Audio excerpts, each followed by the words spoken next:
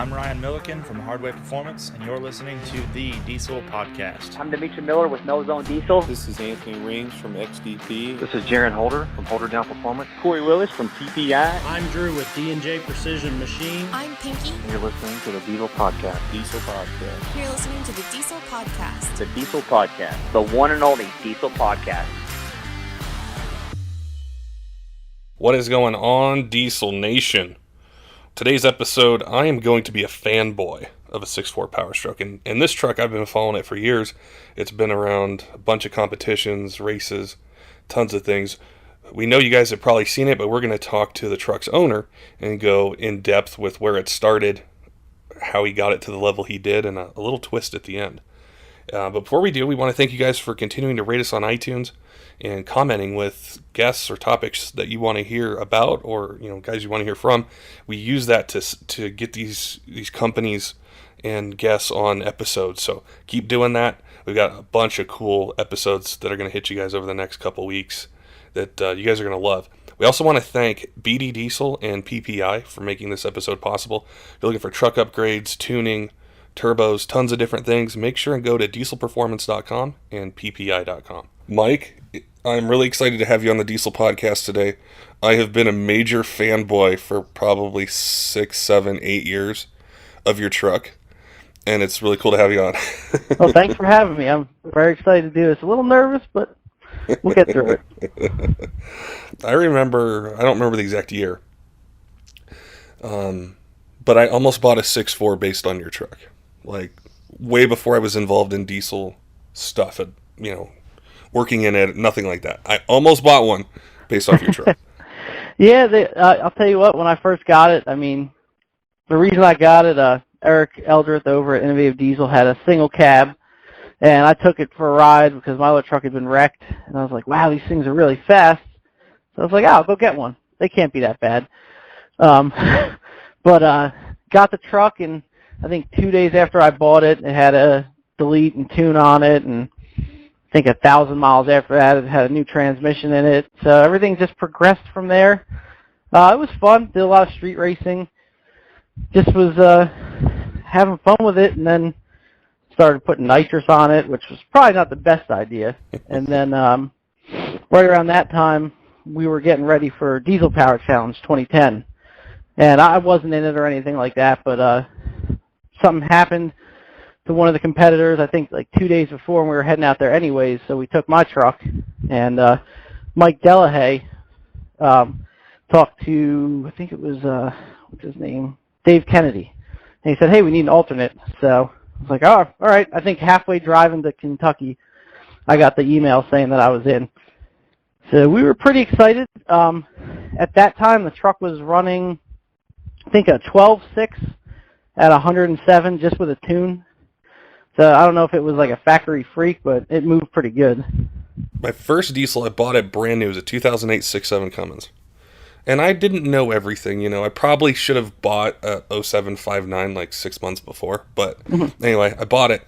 Didn't do anything to it. And I would start to go on to different forums or buy magazines. And I think that's when I first saw your truck was in 2010. And there's still a part of me that is so jealous that those 6.4s at that time, you could just put a tune on them and make 550, 575, maybe 600 horse, stock transmission, go out there and run really, good times for just a tune. They were rocket ships. Even just with a tune and nitrous, the truck went. We did an 8th mile at Diesel Power Challenge because the track was actually flooded, Beach Bend, so we had to go to, I think we were in Tennessee, it was Music City Dragway, so this little podunk dragway on top of a mountain, and I did a 755 at 92, just spraying the hell out of it, and it moved good. The only thing that got me was the sled pull at the end of the event, where I went to shift from second to third, and I hit neutral with 2 stages of nitrous. So it was not happy. It still made the pole, but after that, it ran like crap. It was smoking. We pretty much killed it. Well, on the 6.4 motor, there's a few things that guys will talk about as far as weak points. Did you hit one of those? Say it was a cracked piston or something like that, where you said, "Okay, now I'm gonna pull the motor. address some of these, issues and make more power with it, or did you just decide to do that, kind of ahead of time? And well, when we were at Diesel Power Challenge, just to go back, it had stock everything, stock EGR, stock head bolts. We were kind of forced to upgrade because I melted 5 pistons at Diesel Power Challenge and pretty much killed the motor. It was done. So we sourced another low mileage used motor, just did head studs on it, and that was it. Back then, you didn't have no one really delipped the pistons on them. Not that we did. I think I had an Elite Stage 2 fuel system, which is still on the truck after 8 years. It's got the same A1000 pump. It's been awesome. I know a lot of people don't like them lately, but we did a little stroker pump. I think 15% nozzles, and just put a wastegate on it. And that motor was in there for, I'd say, probably 60,000, 70,000 miles. And that was just a stock piston motor. And to this day, knock on wood, I have not cracked a piston. I've melted a few, bent a couple rods, but those motors, I don't know if I got some good ones, but they've been pretty decent. I feel like a well-balanced, international HD piston, with a different bowl, it's more delift, with just a good build with stock rods is fine for 8, 9, almost 1,000 horsepower all day. Now, where the truck's at, say over the last couple years, what have you changed in the setup? As far as air and fuel and those things.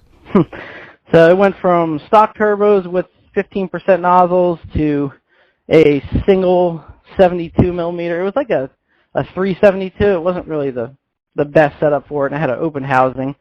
That went back to stock fuel, and that made 947 on spray. It's amazing how the stock injectors will make that much power. Yeah. But it backed it up, and it went an 1135 at 122 on spray with stock fuel. That is so, for Cummins guys out there, that makes us so jealous. Yeah, but then once you guys do, your head actually flows. Our heads are shooting a golf ball through a straw. The only thing that they like is nitrous and a lot of it, but they're fun. I think once you get to 1,000 horsepower, anything above that is just kind of sketchy territory for a 6.4, whereas the Cummins guys, I know they still break, but God, they make a lot of power. Now, with the truck itself, is it something you drive every day?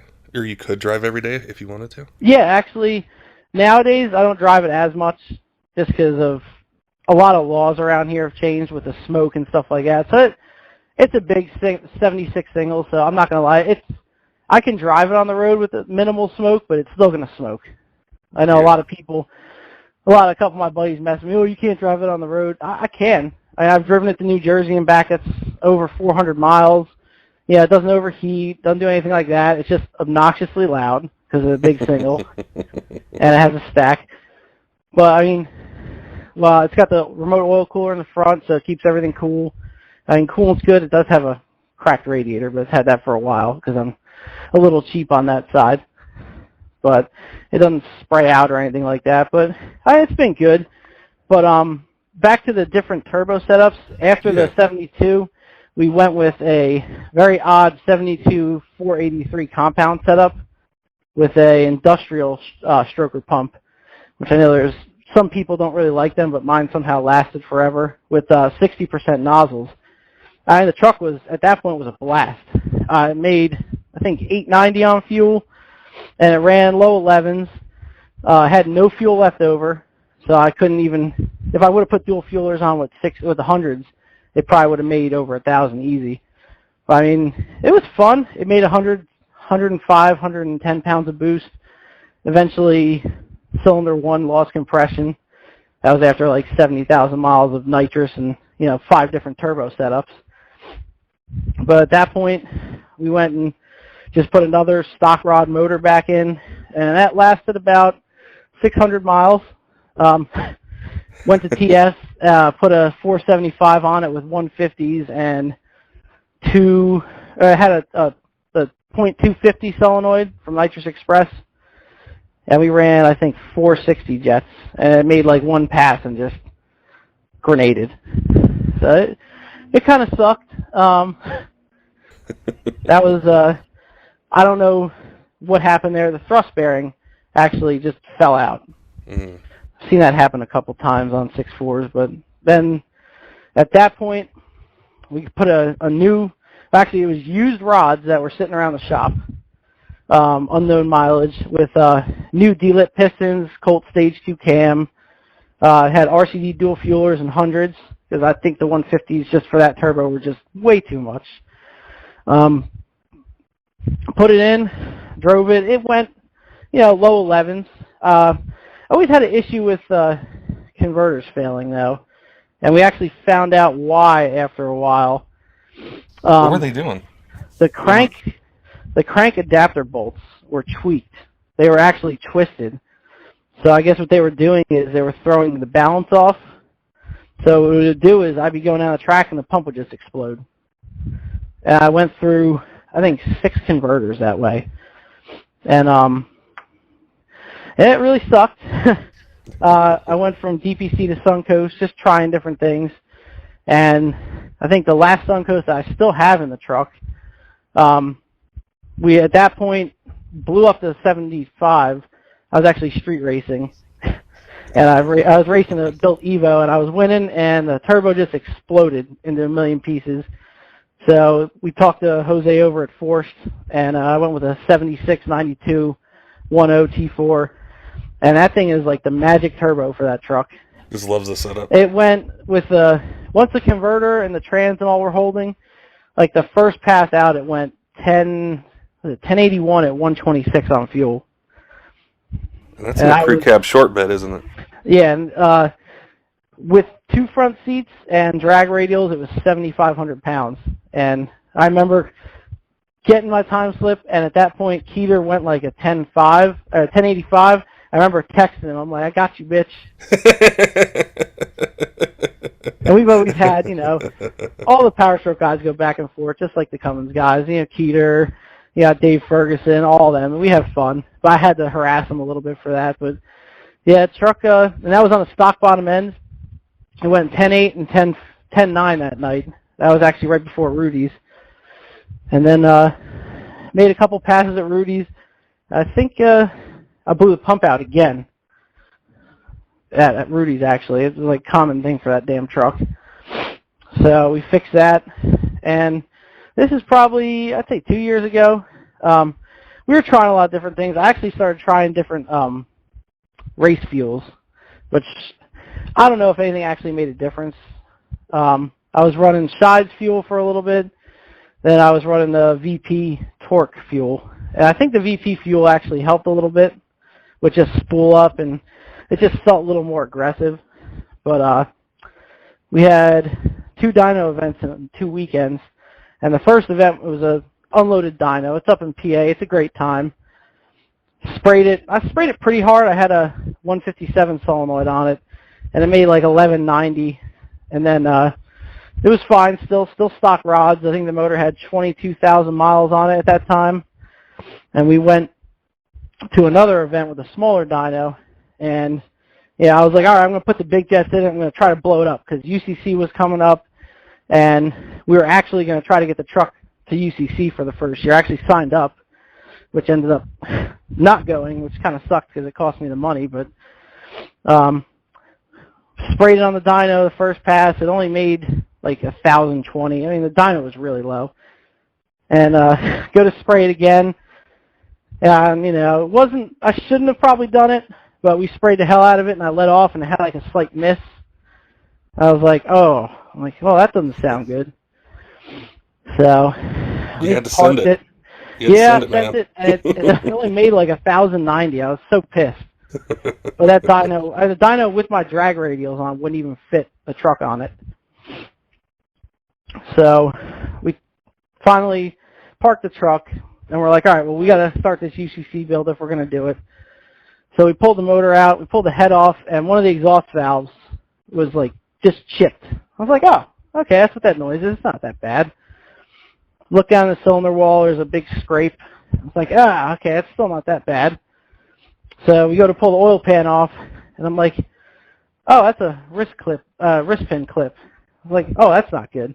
and there's just chunks in the oil pan, and just one rod and one piston. It ripped half of the piston off and bent the rod, and that was the end of the block. So that was that stock motor. I gotta say, like JD, his truck, both our trucks on stock rods just lasted for a long time. They're stout rods. I'm sure you've seen like the comparison. Oh yeah. I remember seeing JD Gleason's truck at, I think it was a Diesel Power Challenge, not too long ago. And I think it's called, I think he nicknamed it Denzel. Yeah. Big and it's slow. Yeah, he comes over here. He always talks about how we have the advantage. He comes down to sea level and then runs like a 720, and it's all supposed to make all this power. So we have a just ongoing thing where we just harass each other. He's actually I backed out of Diesel Power Challenge. I was an alternate this year, and he his buddy Garrett, who has a setup just like his, is there right now, which I feel like it probably would have worked out better for his truck because I wasn't going to change anything. That's the biggest thing I see from a Diesel Power Challenge standpoint is everybody rushes and changes everything, and then nothing works. That's a really good point, and I think with other competitions sometimes that happens. And I mean, you've been there, you've done it. Have you found that even maybe say even going to the drag strip or doing something local or regional, it's the consistency, knowing how the truck is going to perform with this turbo, these injectors, this tuning, and really getting to know the vehicle? I mean, I've had the same turbo on that truck for 4.5 years now. I've never taken it off, never sent it back. Same injectors, same trans. I actually did send the trans to David Ferguson about 2 years ago, and I mean, I haven't had an issue since. And I have beaten the hell out of that thing, just trying to break the trans. The only thing we had a little issue with is the stall was a little tight from Suncoast. We had one that was too tight, way too loose, and this one seems to be just where it needs to be. But we have started doing second gear start, like I guess the Duramax guys do. Oh, gotcha. The truck spools like instantly now. I mean, we had a big event out here. Our friend Sarah Phillips, she did this thing called King of the Street Challenge. I've heard of it. Yeah, it was his first year last year. Yeah, I think we had 10 trucks. It's like a Diesel Power Challenge style. You have dyno, you have drag race, you have sled pull, but you have dirt drags also. And then you have a 100-mile reliability drive. So it went through that event. I mean, and I sprayed it. It ran in the 10s almost every single pass. It made 1365 and 2350 torque on like a 110 jet. And it's sled pull. The dirt drags are probably the most fun thing I've ever done. Anybody listening to this, if you've never done a dirt drag, go do it. It is just uncontrolled, just mayhem of fun. Did you ever think of doing a 4R100 swap in your truck? I thought about it. I drove King Kong when it had it. I used to race that a lot. And the 4R, for daily driving, I'd never want it. I just don't like the way it is. For drag racing, I will say it, and people listening to this, my friends will be like, ooh, finally. It is better, shifting-wise, but I just never did it because I didn't want to make the truck less and less of a street truck. Mm-hmm. Like, I never put a cage in it, because I feel like if I put a cage in it, that's pretty much it. It's just competition truck. Because, you know, a lot of people drive with cages on the street, but God forbid something happens, you get into an accident, that can kill you. Yeah. I don't need that to happen anytime soon. But I'm right there with you. That sweet spot of having a truck that makes quick passes, fast times, good power, but that you can drive, that's always been the allure of Diesel Performance to me. The stuff that goes really fast, like UCC, that stuff's totally cool.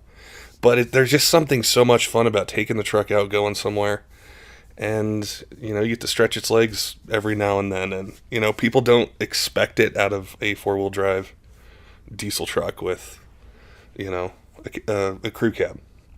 Yeah, I mean, I've had it happen where people look at you and like, what the hell's done to that? The thing lately, though, that with the big single is, like, I don't like smoking out roads. I feel like a complete ass when I do it. So luckily, I live in the middle of nowhere now, so there's country roads I can go play down. But, I mean, I kind of miss being able to go on the highway and, you know, there's a Z06 next to you and just destroying it. I mean, I could still get the truck to brake spool because I have tow haul just unlocks overdrive. So just being the gear before that, I could brake spool it. But the thing is, if I'm on a busy highway, I feel bad because as soon as I light the turbo, it blacks the road out. So I don't want to be caught in some kind of accident or some stuff like that. It just, I don't know, maybe I'm just getting older, but I'm the same way. Something happens and you're just like, this isn't cool anymore. Like, I'd rather just like not do this. And, you know, at the track's fine. You know, that's what they do, but yeah, there's a little bit of guilt that happens when, you know, the cloud dumps till the charger goes. And yeah, when the people catch up to you, they give you that look, and you're like, sorry. I was just going to ask you, I was thinking, as I've seen you with this truck for so long, have you always been a Ford guy? Have you thought of, you know, maybe trying a Duramax or a Cummins, or are you Ford blue through and through? Well, I started off with a Bronco, then to an Explorer, then I had a gas Ram, and then I got into the diesels. I've always liked the Fords. I don't like Duramaxes. I absolutely hate them. I think they're just, They're like I don't know, they're like the sissy version of the heavy-duty trucks. But we're going to rile up some Duramax guys listening. Oh, that's fine. So I'll fight Dimitri in a parking lot. I don't care. But they all have their places. And over here, there's a lot of Fords. You got some fast Chevys like Mike over at Holly Rock down in southern Maryland. He's got an extremely fast Allison shifted Duramax. And there's a lot of fast Dodges around here too. But I think having a fast Ford, it's just different because a lot of people are like, oh, it's a 6.4. Oh, all right.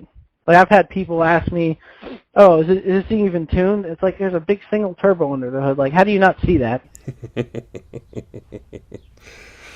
Did you ever think of getting a 6.7 Powerstroke and playing with that one?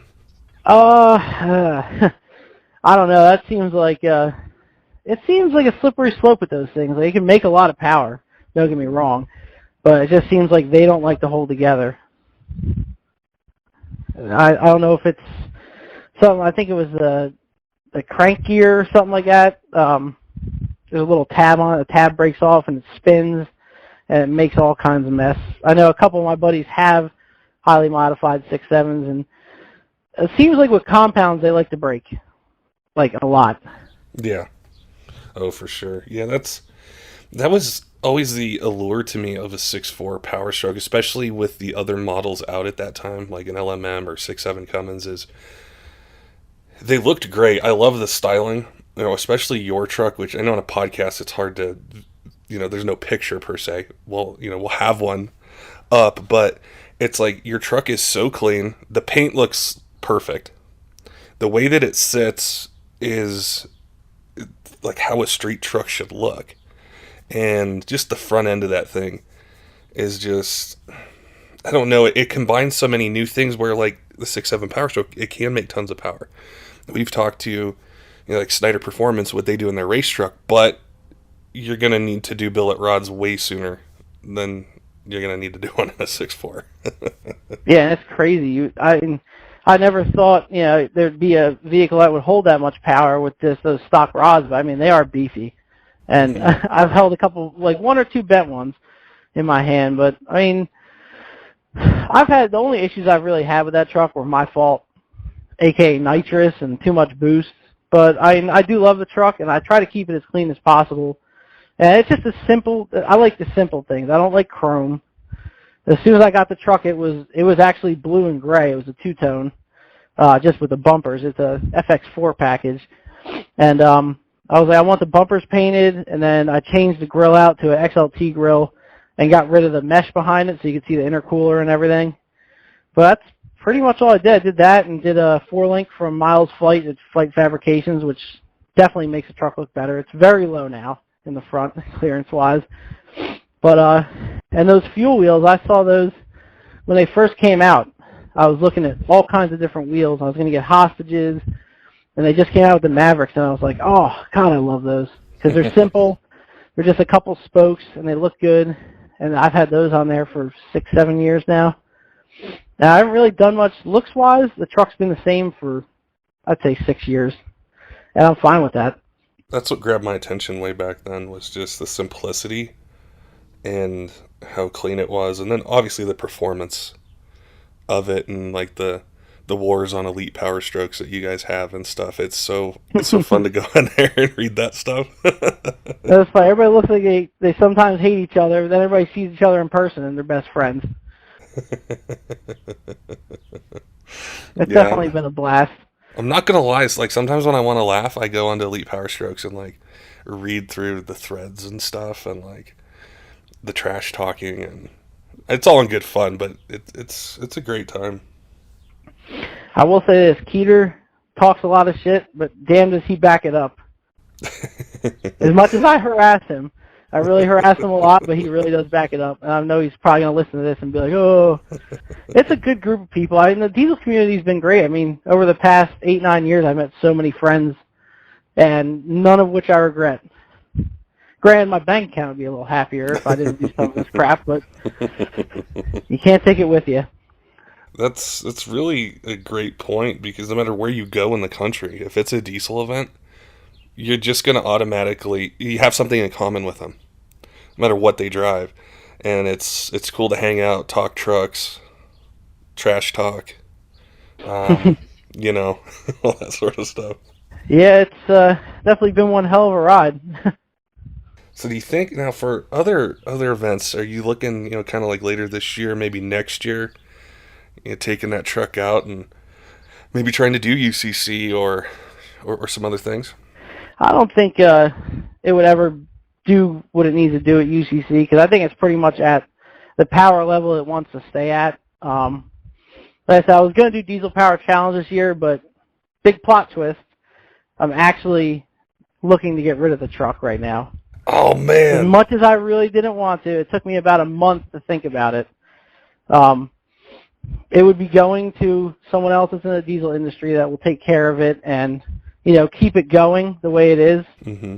Not many people knew that I was looking into getting rid of it, but just financially, like, it would be a lot easier in just overall life if I would be able to move that on to somebody else and then just work on other stuff. I'm not going to stop racing ever. That's definitely not going to happen. My fiance was like, "Oh, are you done after this?" I was like, "No."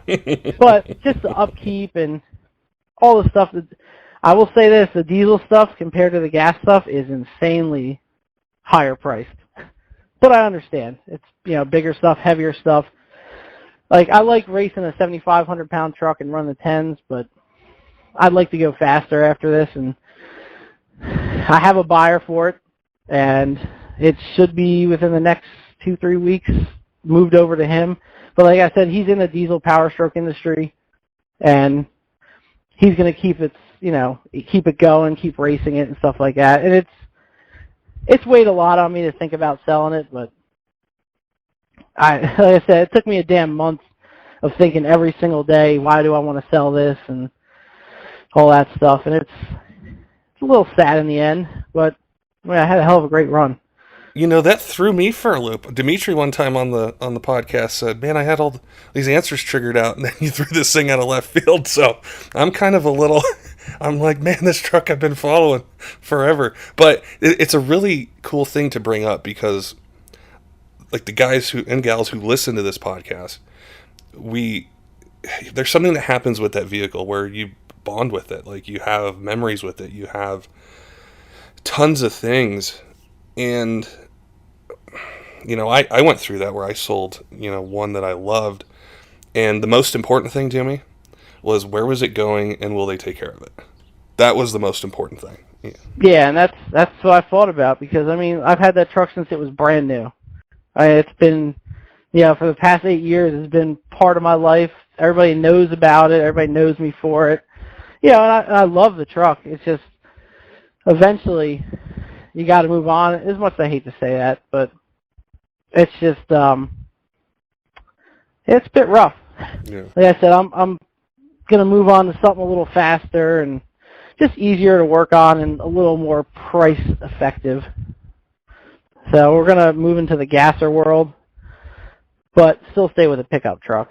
Okay. So it's a LS turbo truck that we're looking at right now, and it should be a lot faster than this one. It's 3,500 pounds lighter, so it should be a blast. And if you can always do what Ryan Milliken did, maybe down the road is get a car, stuff a diesel power plant in it, and Oh, I've wanted to do that forever. yeah, that's kind of where money no object. I would love to plan that. Well, the thing is, when you have a shop, I mean, Ryan does very well, and he's a very great dude, and he knows his stuff. But I'm just me and my fiance. We have a house. We don't have a shop, so just doing this stuff has been a little rough.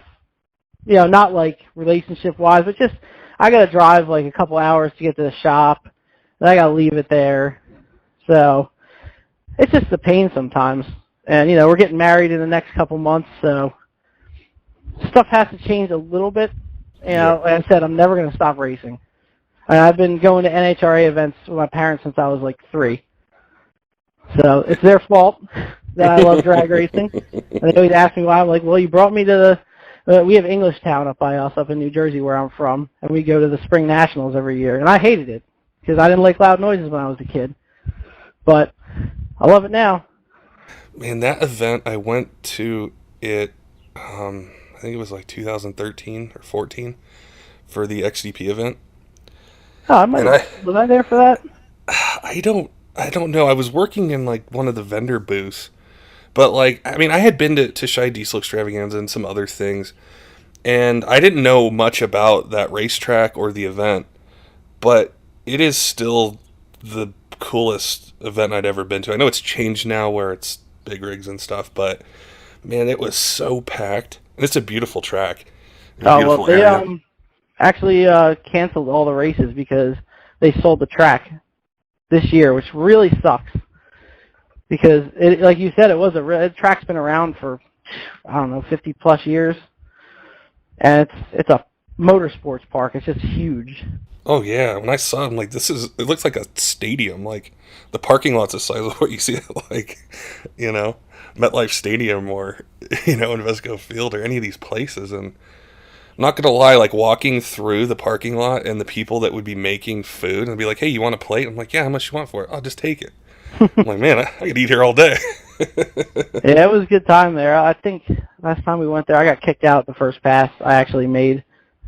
They have a very no-tolerance policy about cages there. Mm. I know a lot of, you've been to some tracks where they're like, oh, whatever. We had been fighting issues with converter spooling and boots blowing off, which is my biggest thing that I hate on my truck, which I've fixed that. But we made 3 passes, the boot blew off at the 330 foot, and I was getting frustrated, and it was time to dial in. So I dialed in an 1180, and I'm like, you know what? Fuck it, I'm just going to spray the shit out of it and see what it does. So we put an 88 jet in, which isn't really too big. Couldn't get the spool, rolled out and just hit it. Came around, went to the ticket booth, and the guy's like, you got to go up to the tower right now. I'm like, well, can I have my slip? He's like, no, and he started laughing. I was like, okay.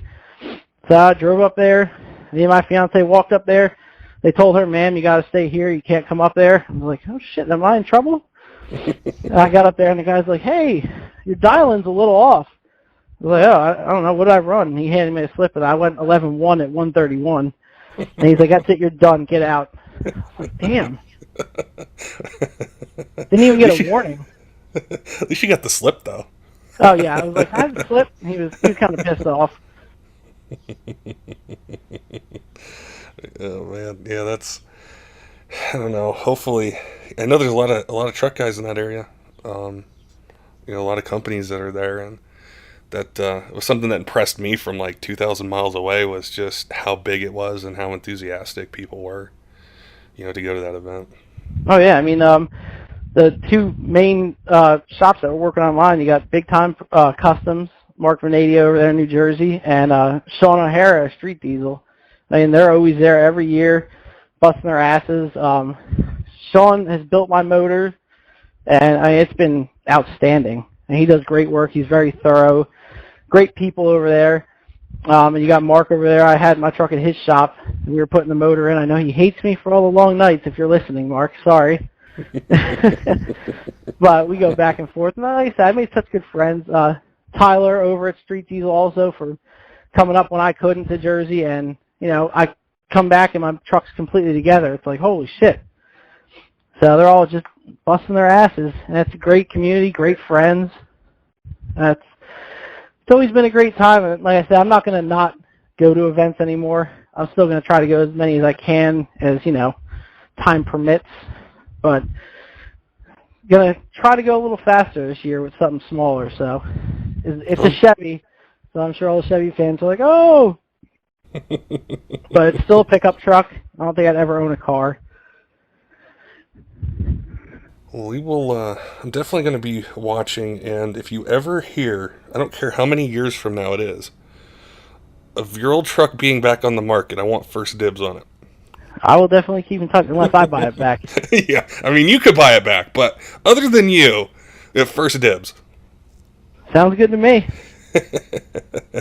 Like I said, I've been a big fan of the truck and watching it over the years, and excited to see what you're going to do next, and appreciate your time, you know, today talking with us and talking 6.4 Powerstroke stuff. There are a lot of 6.4 fans out there, and I wanted to you know, have you on. You're the first person I thought about to talk performance and what you've been through, all the years of making it work in different setups and all that stuff. Yeah, well, thank you. I appreciate you having me. Once again, big singles, don't go little compounds like JD. Don't forget, Diesel fans, make sure and go to dieselperformance.com and PPEI.com for tons of truck upgrades, towing, racing, sled pulling, transmissions, turbos, pretty much anything. Those guys will get you taken care of. Until next time, keep the shiny side up.